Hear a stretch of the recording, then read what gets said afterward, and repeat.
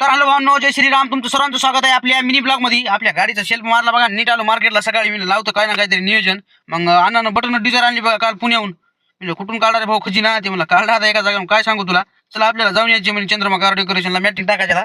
म्हणजे ठीक आहे बाय, तुझ्या संग कुठं बी येतो. इथं आलो, तिचा नंबर लावला आणि ते चला तिचं टाकणं. तर अण्णा म्हणला दिल्लीला बी जातो मला भाडं घेऊन. बटन गाडी आली मला. मिळलं बापू बेजार आहेत माणसं. मग काय तितक्यात आपले सुरेश भाई आले, ते पांचाळ पिंगळीचे, ते किराणा दुकानवाले. मग त्याच्या संग बसून आलो स्टेशनला. म्हणजे चल म्हणजे नाश्ता करू. मी ठीक आहे म्हणलं चला. मग काय स्टेशनला आल्यावर एक खिचडी खाली आणि तिथून निघालो आपल्याला मित्राचा फोन आला खंडोबा बाजारातून की जायचे कुस्त्याला ये म्हणे. म्हणलं ठीक आहे आलो भैया. मग काय तिथं रेडीच होती आपली गाडी काढून त्याच्यापाशी आलो. भैरवनाथ जोगी नाव आहे बघायचं. आणि पप्पू भैया माऊली हे सगळे मित्रच आहेत आपले. मग याला घेतलं बघा ना, आपल्याला जायचं होतं हैतनगरला. वसमत तालुक्यामध्ये हे गाव आहे. इथं होत्या कुस्त्या. इथं आल्या परभणीच्या पहिल्याच 2 गाड्या. मी चला कुस्त्या पाहत बसू. कुस्त्या पाहत बसलोच होतो. तर मग संध्याकाळी शेवटची कुस्ती लागली बघा अण्णाची. परभणीत या टॉपला आहे बघा हे अण्णा भैरवनाथ जोगी म्हणतात त्याला. 10-15 वेळ मग याची पण कुस्ती झाली.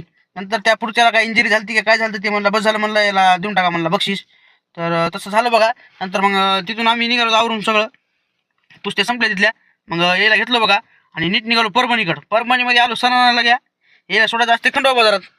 मामाच्या आकडे असतात हे सगळे मित्रच आहेत आपले. मग याला सोडलं आणि असा काय दिवस गेला आपला. व्हिडिओ कसा वाटला एकदा सांगा आणि लाईक फॉलो शेअर करायला विसरू नका. धन्यवाद.